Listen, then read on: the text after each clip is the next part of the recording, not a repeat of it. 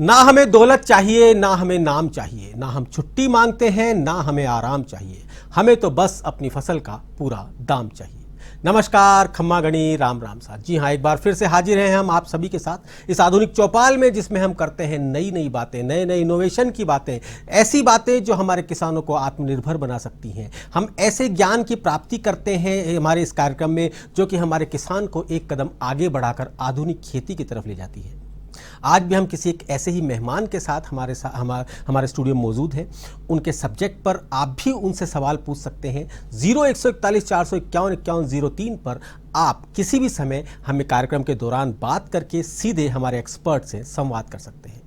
तो लीजिए प्रारंभ करते हैं। राम राम साहब।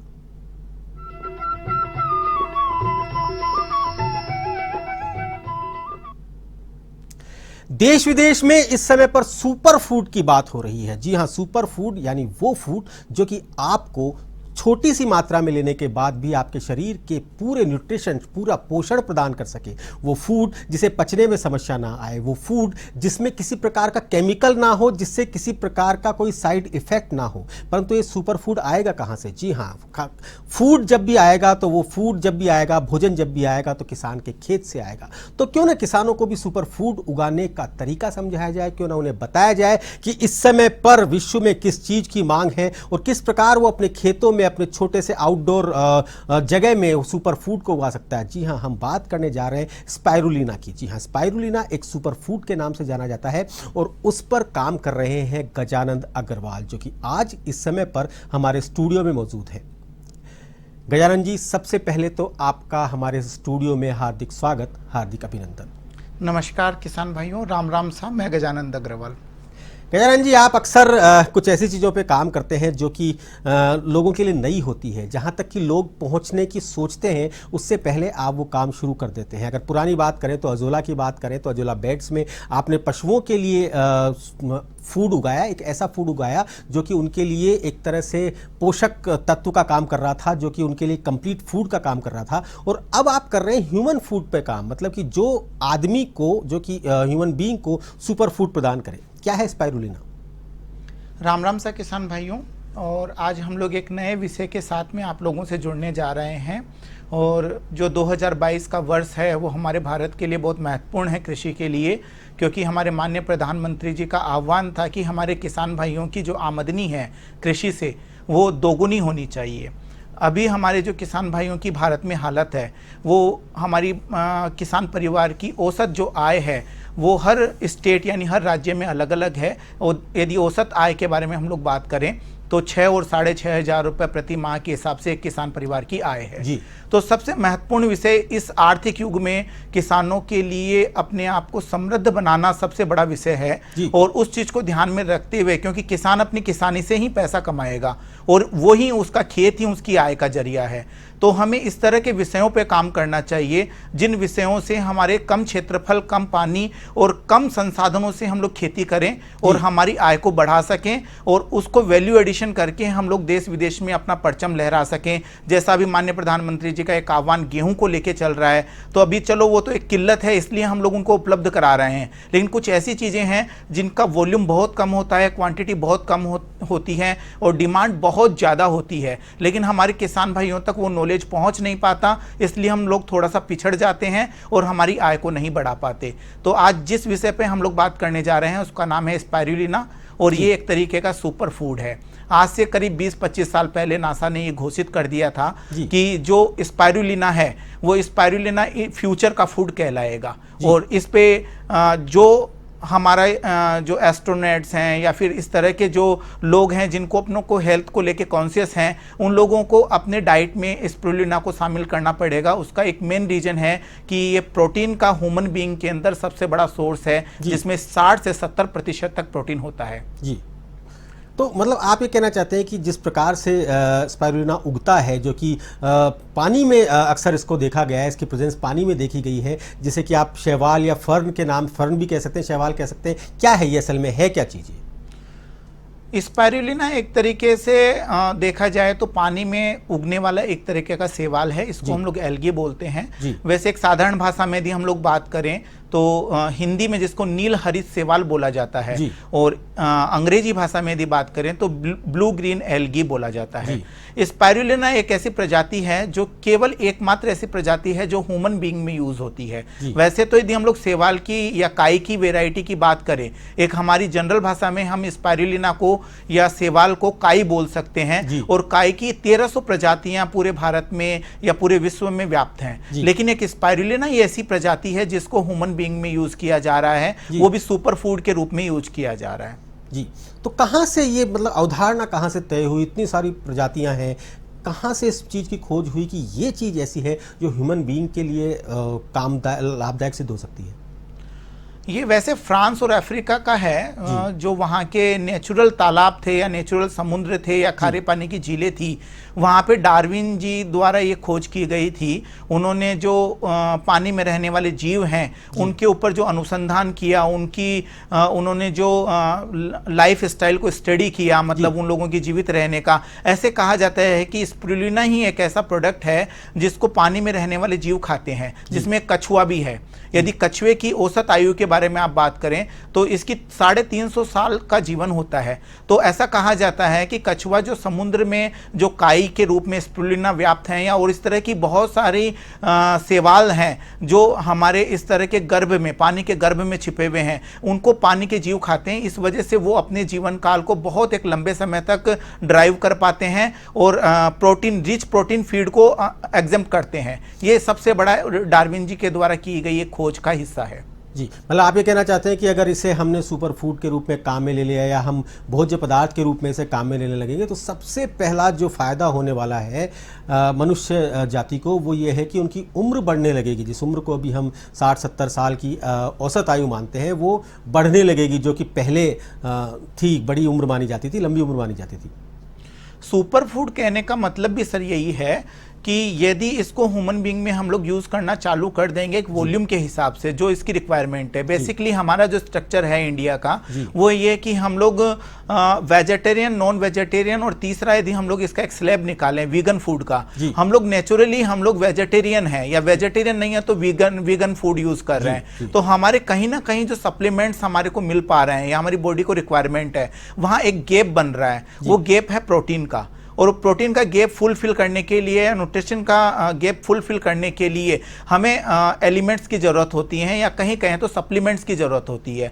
और ये सप्लीमेंट्स का एक पार्ट है। मतलब इसको सुपर फूड इसीलिए बोला है, ना तो कोई फार्मा का प्रोडक्ट है और ना ये कोई औषधि है, ये फूड है। और ये सुपर फूड इसलिए है क्योंकि इसकी बेसिकली हमारी जो बैलेंस डाइट है उसका एक पार्ट है ये। यदि हम लोग डेली इसको आहार के रूप में लेंगे और डॉक्टर के रिकमेंडेशन पे या न्यूट्रिशन के रिकमेंडेशन पे यदि हम लोग लेंगे तो डेफिनेटली हमारी जो एनर्जी है, स्टेमिना है, या हमारी रोग प्रतिरोधक क्षमता है वो डेफिनेटली हमारी बढ़ जाएगी। और हम लोग वो जो असाध्य बीमारियां हैं जो हम लोगों को अचानक हो रही हैं, आज आप देखिए सर, एक ऑर्डिनरी आदमी को भी ये डर रहता है 40 साल की एज के बाद में कि कहीं मुझे ये बीमारी ने घेर लिया तो मेरे औसत बजट में बहुत बड़ा फर्क पड़ेगा और मैं कैसे इन बीमारियों से लड़ पाऊंगा। और एक बजट का बहुत बड़ा हिस्सा इन बीमारियों पे खर्च हो जाता है, जो हमारे लिए भी चैलेंजेबल है और हमारी गवर्नमेंट के लिए भी चैलेंजेबल है। गजानन जी, आज का सब्जेक्ट थोड़ा सा नया है और इसीलिए लोग लगातार जुड़ने का प्रयास कर रहे हैं हमारे साथ में। लगातार जैसे ही कार्यक्रम शुरू हुआ, स्पाइरुलिना की बात हुई, फ़ोन गनगनाने लगे हैं। बहुत सारे लोग इस समय पर लाइन में हैं। सबसे पहले हम बात करेंगे सिरोही से। अरशद इस समय हमारे साथ में जुड़े हुए हैं। जी नमस्कार अरशद जी, कैसे हैं आप? सुन पा रहे हैं मेरी आवाज़? जी, लगता है कुछ तकनीक की खामी है जिसके कारण हमारी आवाज़ उन तक नहीं पहुंच पा रही और उनकी आवाज़ हम तक नहीं पहुंच पा रही। चलिए ठीक है, एक बार फिर से ट्राई कीजिएगा अर्षद जी। गजानन जी, आपने कहा कि एक फूड है, किस प्रकार से इस सुपर फूड को एक आम आदमी ले सकता है? ये सुपर फूड स्पिरुलिना भी बाजार में इन दिनों में, मतलब करीब हम लोग 2 या 3 वर्षों की बात करें तो बाजार में इसका प्रचलन और चलन इतनी तेजी से बढ़ा है। जो मल्टीनेशनल कंपनीज हैं, बेसिकली ये तो ग्रोथ तो फील्ड में ही होता है लेकिन फार्मर की नॉलेज में नहीं है, इसलिए इसको एडोप्ट एक तरीके से कंपनियां कर रही हैं अपने प्रोडक्शन स्केल पे। और इसको बहुतायत यदि हम लोग बात करें तो अभी बाजार में इसकी जो टैबलेट है, मतलब ये 3 फॉर्म में ज्यादा कंजप्शन हो रहा है ह्यूमन बीइंग में। एक तो ये पाउडर फॉर्म में हो रहा है, पाउडर फॉर्म का एक सॉल्यूशन ये बन गया कि वो कैप्सूल में भी कन्वर्ट हो रहा है और जी। टैबलेट में भी कन्वर्ट हो रहा है, क्योंकि पाउडर में इसको कंजप्शन करना थोड़ा सा टास्क है ह्यूमन बीइंग में, क्योंकि उसको किसी न किसी लिक्विड के रोकना साथ चाहूंगा मिला के एक बार लेना पड़ेगा। सिरोही से दोबारा से अर्षद जी जुड़े हुए हमारे साथ। नमस्कार अर्षद जी। नमस्कार जी, मैं सिरोही से अर्षद पुरोहित बात कर रहा हूँ जी। राम राम शाह। राम राम साहब, कैसे हैं आप? ठीक हूँ सर, आप कैसे हैं? बहुत बहुत आभार आपका, आपने फोन किया राम राम साहब में। पूछिए क्या पूछना चाहते हैं आप? जी, सर मेरा सवाल था कि स्पिरुलिना को किस प्रकार उगा सकते हैं और इसमें कितना खर्चा आता है? क्या जी सरकार की तरफ से कोई सहायता मिलती है इसमें? जी, और बहुत इसके सारे प्रशिक्षण की क्या व्यवस्था रहेगी? बहुत सारे प्रश्न आपने एक साथ पूछ लिए, क्योंकि आपका फोन नहीं लग रहा था, तो जैसे ही आपका फोन लगा आपने मौके का पूरा फायदा उठाया और बहुत सारे प्रश्न आपने पूछ लिए। गजानन जी क्या जवाब देना चाहेंगे? बहुत सारे सवाल। सबसे पहले तो कैसे उगाया जा सकता है? अर्षद जी के प्रश्न का स्वागत है, क्योंकि अर्षद जी का स्पिरुलिना पे इस तरह के स्टूडियो में पहला प्रश्न होगा शायद, मेरे हिसाब से जहां तक जी, मैं समझ पा जी। रहा हूं। तो अर्षद जी, जो आपका पहला प्रश्न था वो ये था कि इसको उगाने की विधि क्या है। जी देखिए, ये दो तरीके से स्पिरुलिना को लोग बाग उगा रहे हैं। एक तो नेचुरल पॉन्ड होता है, नेचुरल पॉन्ड में तो ये ऑटोमेटिक हम लोग उगा हुआ देख सकते हैं, जो हम लोगों को मिल जाता है। लेकिन जिस तरह की अभी खेती का प्रचलन हो रहा है, या हमारे किसान भाइयों को इसको उगाना चाहिए, उसके लिए हम लोगों को कृत्रिम पॉन्ड की जरूरत होती है। और इसके भी दो पैटर्न होते हैं। एक तो ये है कि हम लोग सीमेंटेड से बना सकते हैं इस तरह के पॉन्ड, और एक ये है कि सीमेंटेड वाला जो खर्चा है वो बहुत ज्यादा होता है। इस वजह से हम लोग इसका एक सब्स्टिट्यूट यूज कर सकते हैं, जो एक एसडीपी टर्पोलिन का बना हुआ स्ट्रक्चर होता है। उसको भी हम लोग उसमें भी पानी को हम लोग स्टोर करके और स्पिरुलिना को उगा सकते हैं। ये ओपन फील्ड में किया जाने वाला एक तरीके से कल्टीवेशन है। इसके लिए हम लोगों को कोई वातानुकूलित जगह नहीं चाहिए, या हम लोग कहीं ऐसा कंफ्यूज ना हो कि अभी तक हम लोगों ने इसका नाम नहीं सुना, तो क्या ये विदेशों में होता है, तो कहीं आपने वातानुकूलित बताया कि ये अपने आप उग जाता है, प्राकृतिक रूप से उग जाता है पोन्ड्स में, परंतु जब आप उसे प्राकृतिक रूप से ना उगा कर उसे उगाना चाहेंगे तो मतलब कहाँ से बीज लाएं या कहाँ से उसको तैयार करें, कहाँ से उसका कल्चर मिले, मैं जानना चाहूँगा, इस बारे में आप बताएं। स्पिरुलिना सर बेसिकली यदि हम इंडिया के स्ट्रक्चर पे बात की जाए तो ये तमिलनाडु के एक बहुत लिमिटेड एरिया में से स्टार्ट हुआ है, जहाँ नाम है मदुरई। यदि आप इसके बहुत बड़े पैलेस की बात करें, यदि क्वालिटी सीड की बात करें, क्योंकि इसकी 3 वेराइटियां अवेलेबल है, तो तीनों में से जो हम लोग बात कर रहे हैं जिससे स्पिरुलिना की, जो एक इंडिया के कल्टीवेशन या इंडिया के टेम्परेचर या इंडिया के क्लाइमेट के हिसाब से देखें तो प्लेंटिसिस एक वेराइटी है। उस वेराइटी को हम लोगों को ग्रो करना चाहिए, और इसका जो उद्गम स्थल यदि भारत में समझा जाए तो तमिलनाडु का मदुरई है। यदि हमारी अवेलेबिलिटी या हम उसके नियर बाई एरिया में हैं, जो साउथ रीजन के पास में है, तो हम लोग मदुरई से ले सकते हैं। कुछ ऐसे संस्थान बने हुए हैं जो स्पिरुलिना के लिए ट्रेनिंग देते हैं, वो गवर्नमेंट के इंस्टीट्यूट हैं, संस्थान हैं, और कुछ ऐसे प्राइवेट लोग हैं जो लोग हमारी तरह कल्टीवेशन कर रहे हैं स्पिरुलिना का, वो उन लोगों से भी आप इसको सोर्स कर सकते हैं, स्पिरुलिना का मदर कल्चर।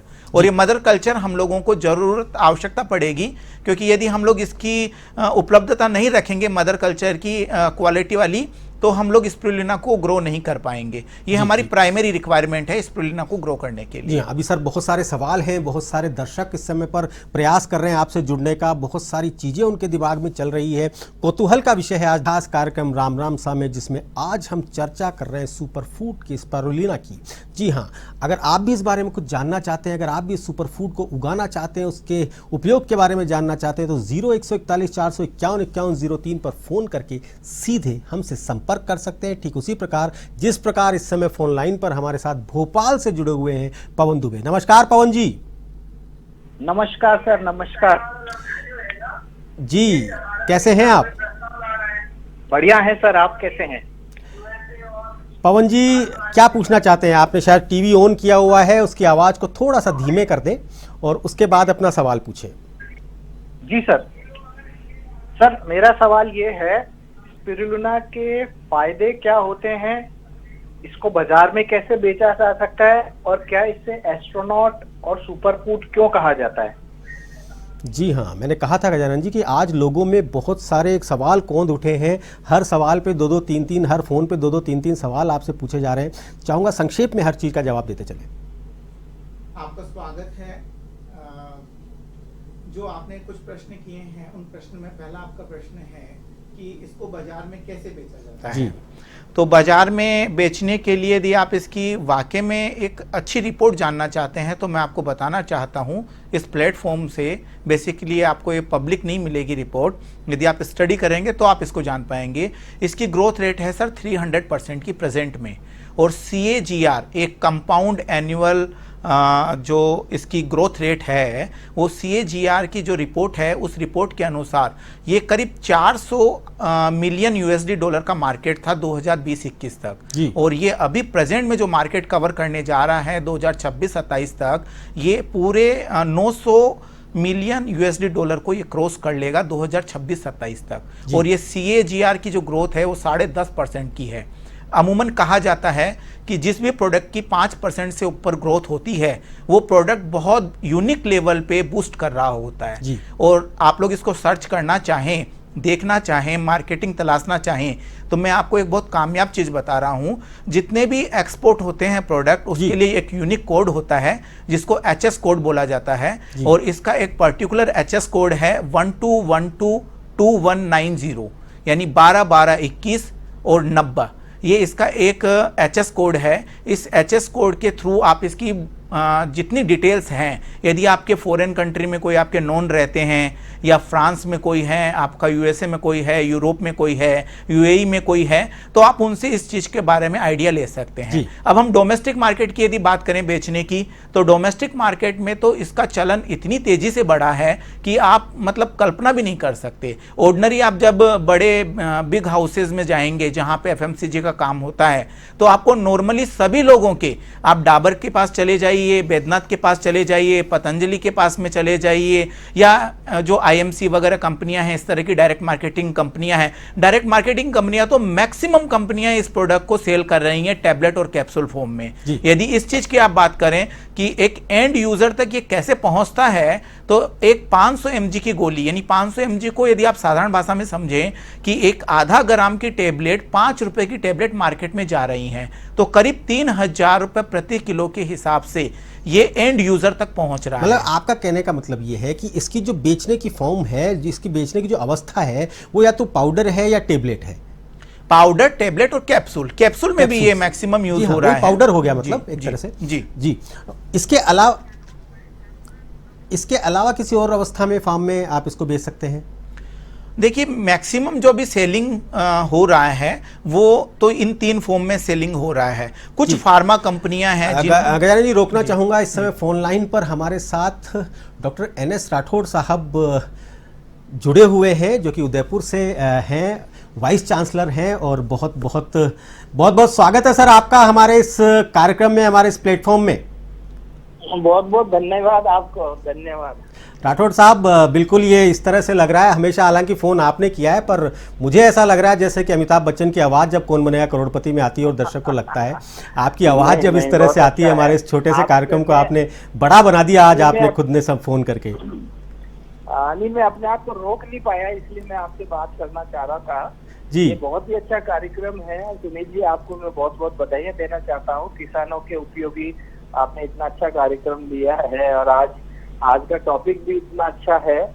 और क्योंकि किसानों को हमें आधुनिक समय में क्या क्या तकनीकियां उपलब्ध हैं, और ये स्पेशलिटी एग्रीकल्चर जैसा आज टॉपिक है जी, ये स्पेशलिटी एग्रीकल्चर का टॉपिक है, और आज हमारे किसान भाइयों को यही बताना है कि कैसे वो अपनी आमदनी को बढ़ावे, और साथ में जो भी नई तकनीकियां उपलब्ध हैं, जितने भी फ्रंटियर एरिया ऑफ एग्रीकल्चर है, मॉडर्न एग्रीकल्चर है, उसके बारे में ज्यादा से ज्यादा ज्ञान दें। तो मैं तो आपको आपके कार्यक्रम को बधाई देना चाहता हूँ। बहुत ही अच्छी खुशी हुई मेरे को कि आप इतना अच्छा कार्यक्रम कर रहे हैं किसान उपयोगी, और भविष्य में भी इसके और ज्यादा टॉपिक अच्छे लिए जाएंगे। अगर भविष्य में जैसे आप टॉपिक ले रहे हैं, तो ये स्पेशलिटी एग्रीकल्चर के साथ साथ आप फ्रंटियर एरिया ऑफ एग्रीकल्चर जितने भी हैं, conservation agriculture, precision agriculture, high tech cultivation, और इनके ऊपर ले हैं। जैसे आपने अभी गजानन जी को बुलाया है, इसी तरह से दूसरे साइंटिस्टों को भी बुलाएं, और मेरे को बहुत अच्छा फीडबैक भी मिल रहा है आपके क्रम का, और अक्सर ये बातें होती है कि इसकी बहुत अच्छा कवरेज हो रहा है। तो मैं ज्यादा समय नहीं लूंगा, मैं आप सबको बधाई देना चाहूंगा कि आप किसानों उपयोगी ये कार्य कर रहे हैं। और सब किसानों को भी मैं विश्वास दिलाना चाहता हूं कि एग्रीकल्चर में, खेती बाड़ी में वो अच्छा विश्वास रखें, यकीन रखें और कुछ आशाएं रखें। आने वाला भविष्य जो है वो एग्रीकल्चर पे आधारित है। निश्चय हमें बहुत अच्छी सफलता मिलेगी। आप सबको बहुत बहुत धन्यवाद सुनील जी, आपको बहुत बहुत धन्यवाद कि आपने मेरे को मौका दिया और एंट्री दी आपके कार्यक्रम में। और इसी आशा में कि हम सब मिलके हमारे राजस्थान की खेतीबाड़ी को और अच्छा सुदृढ़ करेंगे। आपको बहुत बहुत धन्यवाद। जी राठौड़ साहब, लाइव टीवी पर आपसे एक कमिटमेंट लेना चाहता हूं कि बहुत जल्द आप हमारे मेहमान बनेंगे और इस कार्यक्रम को नई ऊंचाइयां प्रदान करेंगे।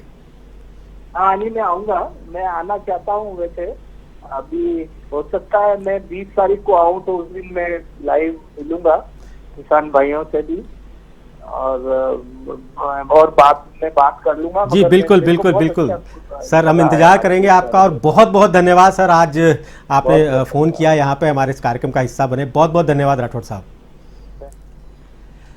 जी गजानन जी, सबसे पहले राठौड़ साहब को मेरी तरफ से भी धन्यवाद। उनके सानिध्य से सब काम संभव हुए हैं और उनके मार्गदर्शन से हम लोग आगे बढ़ पा रहे हैं। हमेशा उनसे बात होती रहती है, वो प्रेरित करते रहते हैं। इसी वजह से हम लोग नए नए जिन भी विषयों पे काम कर पा रहे हैं, इसमें उनका बहुत बड़ा योगदान है हमारे जीवन में। जी हाँ, राम सा की मुहिम जो है तब सफल होती नजर आती है जब इस प्रकार के लोग जो कि अपने आप में एक नाम है, अपने आप में एग्रीकल्चर के लिए तपस्या जो लोग कर रहे हैं, जो एग्रीकल्चर के बहुत बड़े ज्ञाता माने जाते हैं, वो लोग जब इस कार्यक्रम से जुड़ते हैं तो हमें लगता है कि हम कहीं ना कहीं अपनी इस मुहिम में सफल हो रहे हैं। राम साहब, फिलहाल वक्त है एक छोटे से ब्रेक का। ब्रेक के बाद हम फिर हाजिर होंगे, कहीं जाइएगा नहीं, देखते रहिए A1T। नया कार्यक्रम, नया विषय लेकर आप सब लोगों के सामने मौजूद है। यदि आप भी इस बारे में कुछ जानना चाहते हैं तो 0141 451 5103 पर फोन करके सीधे हमारे एक्सपर्ट से संवाद कर सकते हैं। गजानन जी, क्योंकि समय की सीमा है और मैं चाहता हूं कि जो लोग इस कार्यक्रम को देख रहे हैं वो सबसे पहले ये जाने कि किस प्रकार से इसका उत्पादन किया जा सकता है, किस प्रकार से इसकी खेती की जा सकती है। सबसे पहले किसान भाइयों को बताना चाहता हूं कि आपकी जो मानसिक रूप से आप प्रिपेयर रहें इस काम को करने के लिए, इसमें फेलियर के कोई चांसेस नहीं हैं। ये है कि थोड़ी सी प्रक्रिया को समझना और प्रशिक्षण लेना एक अति आवश्यक विषय होता है किसी काम को करने के लिए। वो आपको एक ज़रूरत ज़रूर पड़ेगी और आप विश्वसनीय जो संस्थान बने हुए हैं, सरकारी संस्थान हैं, या तो वहाँ से प्रशिक्षित हो जाइए या कोई इस तरह के एक्सपर्टीज से आप मिल लीजिए जो इसको ऑलरेडी कर रहा है या इस विषय को बहुत अच्छे ढंग से समझता है।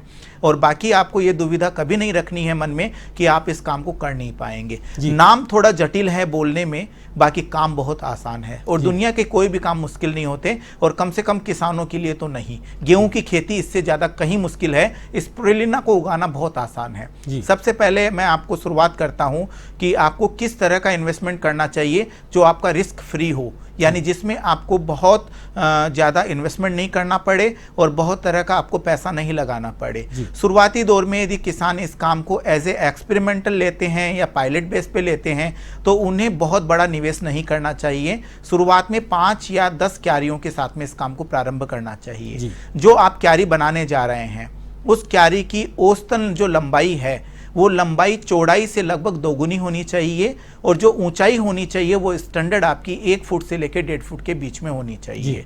संभव हो तो आप इसकी ऊंचाई 1.5 फुट रखें तो बहुत अच्छा रहेगा। और यदि लंबाई आप इसकी मान लीजिए चौड़ाई आपने 5 फुट रख रखी है। क्यारी का मतलब वो पोंड एक तरह से आप बनाने की बात कर रहे हैं। जी डोमेस्टिक जो पोंड है, इस तरह का पोंड जो टैरपोलिन का बना हुआ है, क्योंकि टैरपोलिन पे जो आप खर्चा करने जा रहे हैं वो 4-5 साल के लिए होगा और उसकी कॉस्ट कटिंग हो जाएगी। और कॉस्ट कटिंग होने की वजह से आपका रिस्क, जो अमाउंट का रिस्क है, इन्वेस्टमेंट का रिस्क है, वो आपका बहुत कम हो जाएगा। यदि आप कंक्रीट या सीमेंट पे जाते हैं तो आपका वो निवेश परमानेंट हो जाएगा और वो आपको हमेशा एक जटिल प्रक्रिया की तरफ लेके जाएगा क्योंकि उस पर लगने वाला खर्चा थोड़ा ज़्यादा होता है। और एक चीज़ आप हमेशा अपने लोकल में कहीं ट्राई करें कि इस तरह के इनोवेटिव प्रोग्राम पे, वैसे तो मेरे हिसाब से गवर्नमेंट के बहुत तरह की स्कीम्स चलती रहती हैं इनोवेटिव प्रोग्राम को लेके, कल्टीवेशन को लेके। और हमारे माननीय प्रधानमंत्री जी का हमेशा से सपना रहा है कि हमारे किसान भाइयों की आय दोगुनी होनी चाहिए।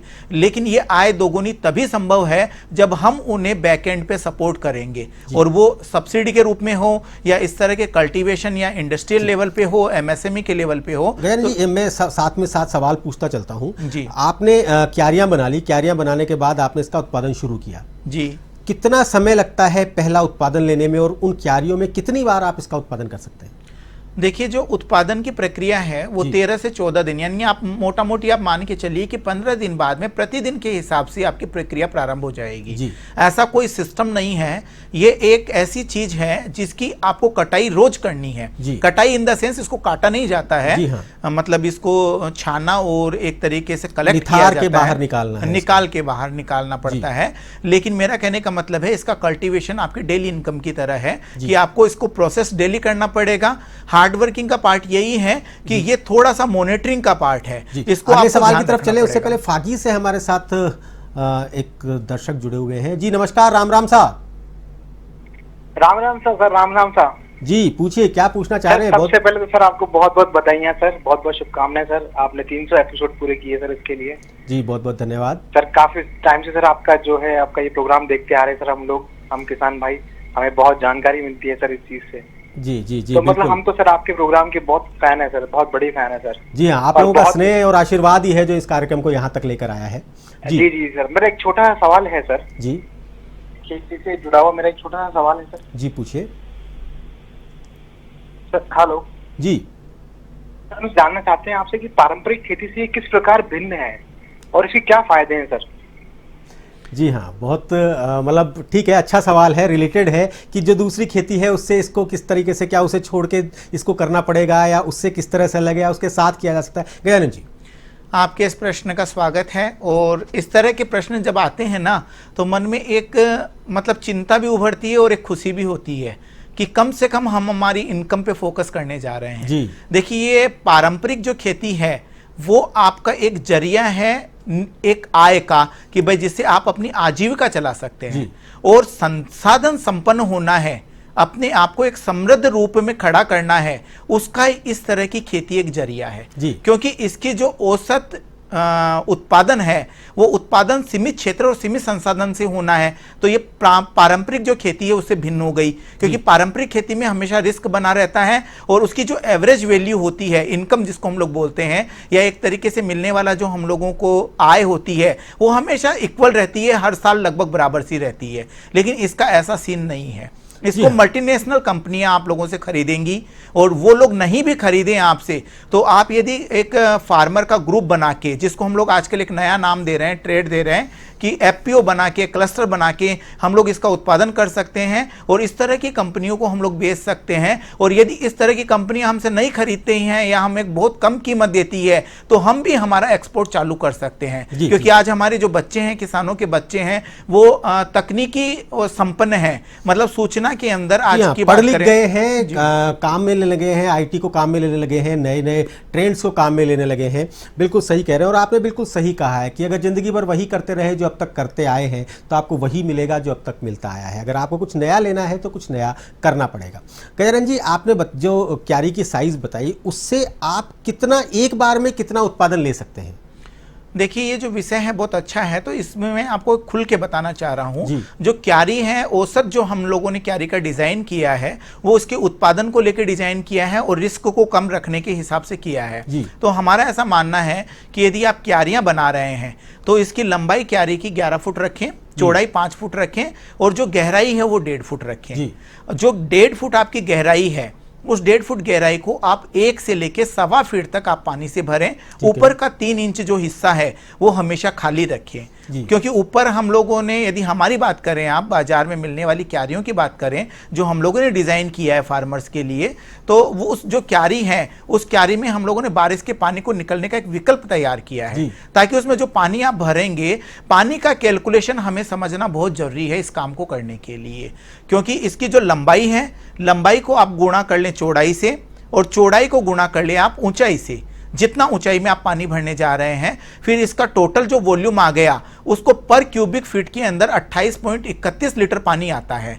तो इससे आप मल्टीप्लाई करेंगे तो टोटल पानी का वॉल्यूम आपका निकल कर आ जाएगा। और उसी पानी के वॉल्यूम के हिसाब से, क्योंकि एक बहुत लिक्विड है और ये सारा जो काम करता है बेसिकली एक बैक्टीरिया है, ये साइनोबैक्टीरिया है और ये प्रकाश संश्लेषण की क्रिया से काम करता है। तो जो इसका उत्पादन होना है वो पर लीटर के हिसाब से उत्पादन होना है। थोड़ा सा इसको इजी भाषा में समझना चाहते हैं। आपने इसको निथार लिया, निथारने के बाद उसे स्टोर कैसे करना है या सीधा सुखाने डाल देना है, वो क्या किस तरह से करेंगे? देखिए, सबसे पहले प्रक्रिया का हिस्सा ये है कि जब इसमें आप मदर कल्चर डाल देते हैं तो डालने से पहले पानी का जो पीएच होता है ना, वो पीएच आपको बढ़ाना पड़ेगा जी। नॉर्मल जो हमारे यहाँ का पानी का पीएच क्या है वो हमें पता होता है। यदि नहीं भी पता तो एक पीएच मीटर आता है, बहुत सस्ता मिलता है बाजार में, हम लोग ऑनलाइन भी ऑर्डर कर सकते हैं। पानी का पीएच हमें पता होना चाहिए, और पानी का पीएच अमूमन 8.5 से लेकर 9.5 के बीच में होना बहुत जरूरी है। ठीक है, 8.5 से 9.5 का पीएच हो गया जी। अब जब उसे हमने निथार लिया, उसके बाद की प्रक्रिया बताएं। देखिए, जब हम लोग स्पाइरुलिना को ग्रो कर रहे हैं तो ये प्रकाश संश्लेषण की प्रक्रिया के द्वारा उत्पन्न होता है, और निथारने की प्रक्रिया ये है कि हम लोगों को इसके अंदर एक एयर सैचुरेशन बनाने के लिए, ऑक्सीजन सैचुरेशन बनाए रखने के लिए हम लोगों को इस पानी को ऊपर नीचे करना पड़ेगा, क्योंकि ऊपर का जो पानी का टेम्परेचर है वो अमूमन हाई रहेगा और नीचे का पानी का टेम्परेचर लो रहेगा। यदि हाई टेम्परेचर रेगुलर बना रहा तो जो स्पाइरुलिना है उसकी ग्रोथ रेट कम हो जाएगी और डैमेज होने लग जाएगा। तो इसलिए इसको वाइपर से या हम लोग इस तरह के कोई टरबाइन बना लें छोटे मोटे उस यूनिट के ऊपर, ताकि पानी को सैचुरेशन को बनाए रखे, मतलब ऑक्सीजन का सैचुरेशन बना रहे। अब इसको निकालने का तरीका यह है कि इसके ऊपर जैसे दूध पे मलाई आती है ना, उस तरीके से 1 या 2 दिन के अंदर शाम के समय में आपको एक मलाई जैसी परत तैरती हुई दिखेगी। उसको हम लोग जो छलनी आती है, एक तो नॉर्मल छलनी आती है जिससे हम लोग चाय छानते हैं, और एक छलनी आती है जो चाय बनाते हैं बल्क लेवल पे, जो लोग सप्लाई करते हैं चाय लोगों को देते हैं, उनके पास बड़ी छलनी होती है जो जिसमें कपड़ा लगा हुआ होता है नायलॉन का, और वो करीब 400-500 मैस का कपड़ा होता है। उससे हम लोग इसको स्टोर कर लें, और स्टोर करने के बाद में इसको कम से कम 2 बार पानी से वॉश करें। वॉश करने के बाद में इसको हम लोग कहीं भी डार्क और कूल पैलेस में, यानी जहां छाया हो और थोड़ी शीतलता हो, वहां पे हम इसको सुखा लें, क्योंकि यदि हम लोगों ने कहीं धूप में इसको सुखाया तो नेचुरली जो इसका कलर है वो ग्रीन से ब्लैक में चेंज हो जाएगा, और फिर हम लोग जो पाउडर बेचेंगे, बनाकर बेचने की हमारी प्रक्रिया है, उसमें मिलने वाली जो हमारी वैल्यू है पाउडर की, वो हम लोगों को आधी से भी कम मिलेगी। इसलिए कोशिश ये करें कि हम लोग इसको छाया वाली जगह पे सुखाएं, और इकट्ठा करने का तरीका ये है कि 1 दिन के अंतराल पे दूसरे दिन हम लोग इसको इकट्ठा कर सकते हैं। और जो होने वाला इससे उत्पादन है, वो होने वाला उत्पादन ये है कि 1000 जो लीटर पानी का हमारा टैंक होता है, जैसे जो टैंक का मैंने आपको साइज बताया वो 11 फीट लंबा है, 5 फीट चौड़ा है, 1.5 फीट ऊंचा है, लेकिन हमने इसमें 1.25 फीट पानी भरा है, 3 इंच हमने खाली रखा है। तो इसमें टोटल जो पानी का वॉल्यूम बनेगा वो 1600 लीटर का पानी का वॉल्यूम बनेगा। तो इसके अंदर जो उत्पादन होगा वो 1000 लीटर पे 1 किलो प्रतिदिन का हम लोगों को स्पाइरुलिना लिक्विड मिलेगा। लिक्विड इन द सेंस ये वेट फॉर्म में मिलेगा हम लोगों को, जो 1000 लीटर पे 1 किलो होगा। और यदि 1600 लीटर पे हम बात करें तो करीब करीब हमारा 1.5 किलो के आसपास प्रतिदिन का, प्रति टैंक का हम लोगों को वेट फॉर्म में स्पिरुलिना मिलेगा। जी, आपने जो अमाउंट बताया, जो क्वालिटी, जो क्वांटिटी आपने बताई, इसे जब पाउडर फॉर्म में कन्वर्ट करते हैं तो कितनी बचती है? ये बहुत अहम प्रश्न है इस पूरी प्रक्रिया का, क्योंकि यदि हमें ये चीज नहीं पता होगी तो हमारी कैलकुलेशन अधूरी रह जाएगी। जो हमारा अर्थ गणित है, जिससे हम लोग आय का जरिया बनाने जा रहे हैं, तो वो हमारे को एंड यूजर तक पहुंचाने के लिए जानना बहुत जरूरी है। तो आपका जो प्रश्न है उसका स्वागत है, मेरी तरफ से स्वागत है, क्योंकि हो सकता मैं नहीं बता पाता, ये वाली बात भूल जाता। जो 1000 लीटर से हमारा जो प्रोडक्शन आया वेट फॉर्म में, वो हमारा 1 किलो है, और 1600 लीटर से हमारा 1.5 किलो के करीब है। अब जब 1.5 किलो को हम लोग सुखाएंगे डार्क और कूल पैलेस में, जहां छाया है और शीतलता है, तो हमारे को करीब करीब 1.5 किलो से 150 ग्राम पाउडर मिलेगा, बिल्कुल ड्राई फॉर्म में मिलेगा। ये मतलब प्रति यूनिट प्रतिदिन का जो उत्पादन है एंड यूजर तक पहुंचाने के लिए, वो हमारा 150 ग्राम के करीब होगा प्रति यूनिट का। जी हाँ, अभी बहुत सारी और जानकारियां हमें आपसे प्राप्त है। गजानन जी ने बताया कि किस प्रकार से आप स्पाइरुलिना को उगाकर उसे सुखा सकते हैं और सुखाकर उसका पाउडर बना सकते हैं। गजानन जी, पाउडर भी हमारे पास तैयार है, अब इसके बाद नेक्स्ट क्या करना होगा? क्या हमें इसका उत्पादन करने से पहले कुछ कंपनियों से या किसी और संस्था से इसका टाई अप करना चाहिए, या कोई एग्रीमेंट करना चाहिए, या हम इसे उगाकर सीधा बेच सकते हैं? देखिए, प्रक्रिया बहुत सुगम है, लेकिन जहाँ तक संभव हो जब आप इसकी शुरुआत कर रहे हैं उगाने की, तो मेरे हिसाब ये कहता है या मेरा मानना ये है कि आपको कंपनियों से संपर्क करना चाहिए जिनको बहुतायत मात्रा में इसकी आवश्यकता होती है। हालांकि वो हमें वैल्यू कम देंगी। इस वैल्यू का कैलकुलेशन यानी इसका अर्थगणित मैं आपको समझाना चाहता हूँ कि जो पाउडर आपके पास में आया है उसको कंपनियाँ 3 तरीके से बेचती हैं।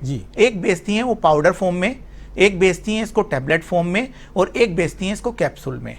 तो जो तीनों की प्रक्रिया है, तीनों में सबसे औषधीय गुणों से भरपूर जो तरीका है या जो यूजर के लिए मतलब एक तरीके से अल्टीमेट वे है, वो है कि पाउडर फॉर्म में लेना चाहिए। लेकिन इस तरीके से यूजर इसको यूज नहीं करता है।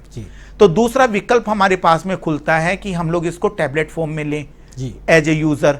तो टैबलेट बनाने वाली जो कंपनियां होती हैं उनको इसकी वैल्यू बहुत ज़्यादा मिलती है। अमूमन बाजार में आपको देखने को मिलेगा एक स्पाइरुलिना का जो बॉक्स है उसमें आपको 60 टैबलेट मिलेंगी। एक टैबलेट की जो क्वांटिटी है वो 500 mg की होती है, और 500 mg को साधारण भाषा में यदि आप समझें तो वो आधा ग्राम के लगभग वैल्यू रखता है 500 mg। तो जो 60 टैबलेट का एक पैकेट होता है उसमें 30 ग्राम के लगभग पाउडर से बना हुआ मटेरियल होता है। यदि आप बात करें तो वेस्टेज यूज कर लें तो 35 ग्राम मान लीजिए या 40 ग्राम मान लीजिए अधिकतम। अब 40 ग्राम का जो ये डब्बा है, 60 टैबलेट का डब्बा है, ये बाजार में 100 रुपए से लेकर 150 रुपए में डोमेस्टिक मार्केट में अवेलेबल है। और ये एक और दर्शक इस समय फोन लाइन पे मौजूद है, उनका सवाल भी ले लेते हैं, फिर उसके बाद आप इसे कंटिन्यू कीजिएगा। जी नमस्कार, राम राम साहब। राम राम सर जी, मैं उदयपुर से ब्रिजेश प्रजापत बोल रहा हूँ। जी ब्रिजेश जी, बहुत बहुत स्वागत है आपका हमारे इस कार्यक्रम में। धन्यवाद सर, आपका जो ये शो है वो बहुत जन को हेल्प कर रहा है खेती में आगे बढ़ने के लिए। मेरा एक सवाल था सर आपसे। जी पूछिए पूछिए। स्पाइरुलिना इसकी जो खेती है और इसके रख रखाव में सर्दी और गर्मी के हिसाब से इसमें कुछ विशेष ध्यान रखना पड़ता है? जी हाँ, बहुत अच्छा प्रश्न आपका है। मौसम जैसे जैसे बदलता है उसमें इसकी खेती के समय या जो क्यारियाँ आपने बनाई है उसमें क्या सावधानी रखनी पड़ती है? ब्रजेश जी, आपका स्वागत है। जो आपने प्रश्न किया है उस प्रश्न का सबसे अच्छा जवाब ये है कि जिस भी चीज़ से हमें आय प्राप्त करनी है और जो ह्यूमन बीइंग में यूज़ होगा उसके कल्टीवेशन में हमें सावधानियां रखनी पड़ेंगी, क्योंकि ये एक तरीके से सुपर फूड है और ये फूड सप्लीमेंट का काम करता है। तो सर्दी, गर्मी और बरसात तीनों सीजन में हम लोगों के इसके कल्टीवेशन में केयर हम लोगों को लेना पड़ेगा। और केयर लेने का तरीका ये है कि बारिश के दिनों में इसको कवर्ड रखना है।